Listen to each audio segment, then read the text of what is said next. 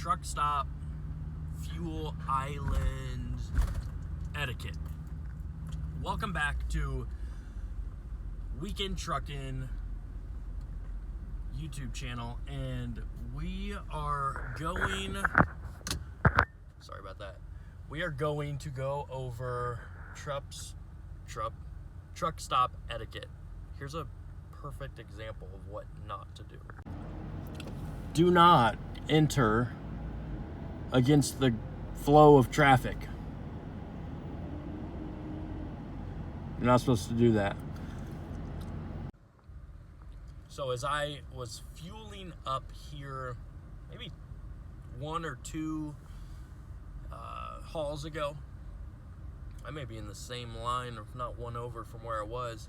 It was in the evening, and there was just like a box truck or whatever that was like waiting for the semi to pull forward, and he tried to weaseled in to fuel up going in the wrong direction. Don't do that. Don't be that guy. So as you're pulling up, you'll follow the truck entrance.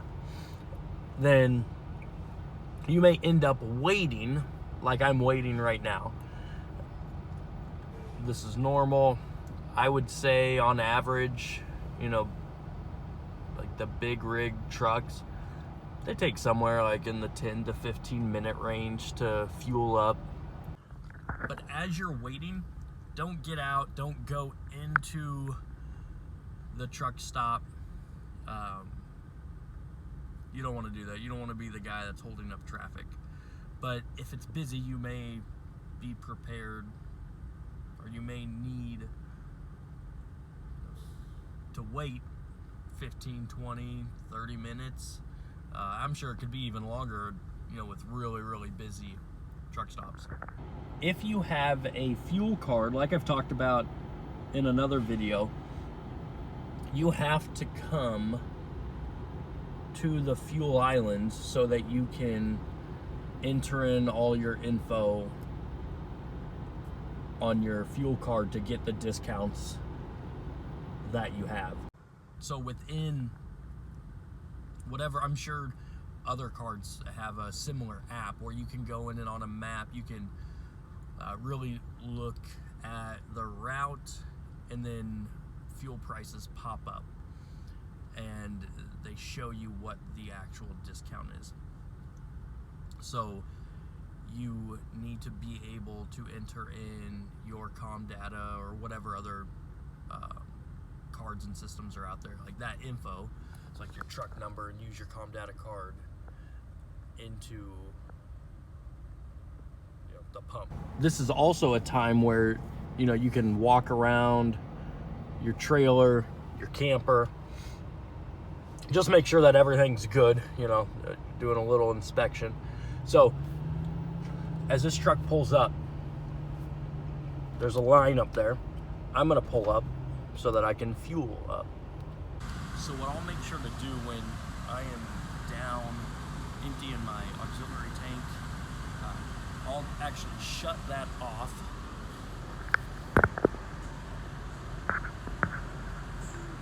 I don't know if you saw that. And then I'll fuel up my truck tank. Once that fills up, then I'll fill up the auxiliary tank. Swipe your card. You enter your rewards card, or if it's a TA, you can put your phone number in.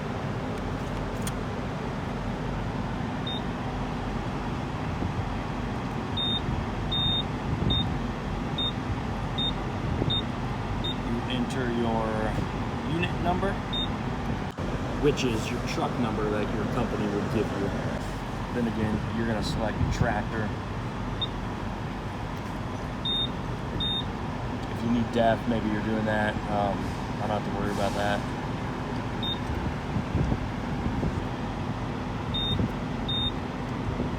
I don't actually know what the cash advance is. Maybe that's how much, I don't know. Whatever. So I always skip that. No, I don't want any additional products. Maybe you do. It always says that. I don't know about it. Hit continue. So someone had mentioned, I don't remember who it was, but thank you, and I just haven't got around to it yet, to put your comm data card on the Pilot app, so then you can do it all from your phone. And I think I've even seen things where you get more points if you use the app to fuel up. But again, I haven't got to that yet. That will be something that gets tackled within the next week or so. Getting that set up and my TA mobile app set up, so I'm having issues with that. So now you fuel. This would also be a time when you're adding whatever additives you're putting in. So as winter is like right here, but we have this awesome summer weather right now. You're gonna add your anti-gel, your all-in-one stuff, just whatever fuel additives you use. And then what I've found is I have to stand here and hold this when I fuel up for my truck, because the rate at which the fuel will come out, you have it all the way, it just keeps triggering that safety mechanism. So you have to actually stay out here and just keep it somewhere in between no pressure and enough pressure to put that little latch on. And then this is the additive that I'm currently using.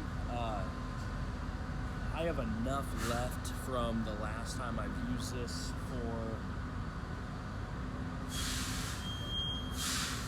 about 40 to 50 gallons.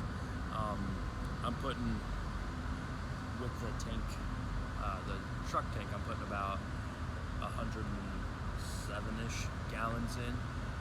But hopefully this, helps a little. One thing I'll do is I'll put it in before I put the fuel in. I just feel like maybe the fuel then helps mix the additive in there better.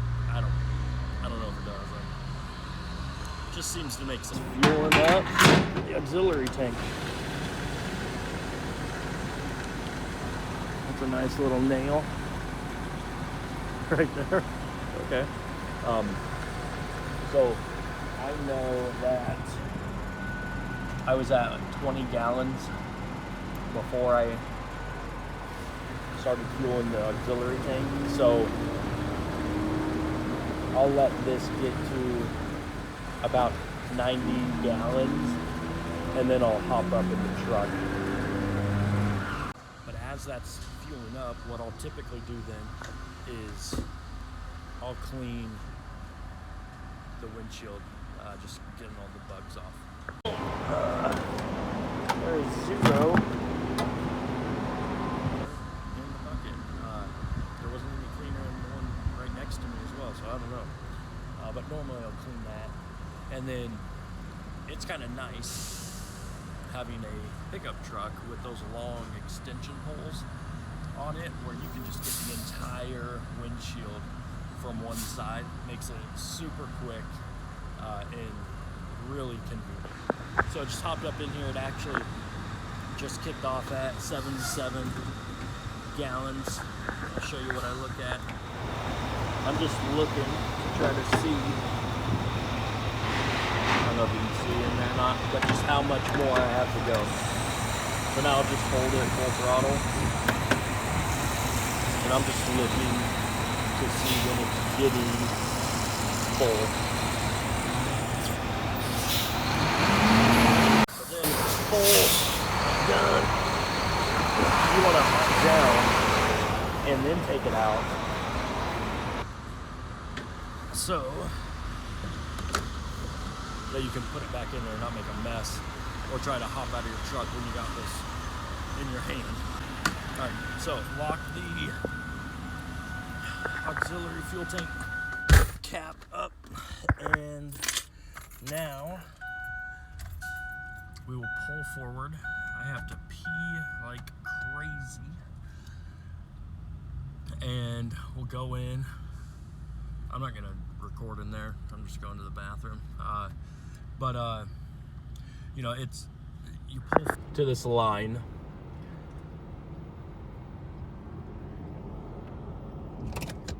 and then it's acceptable to, get out, go in, do what you got to do,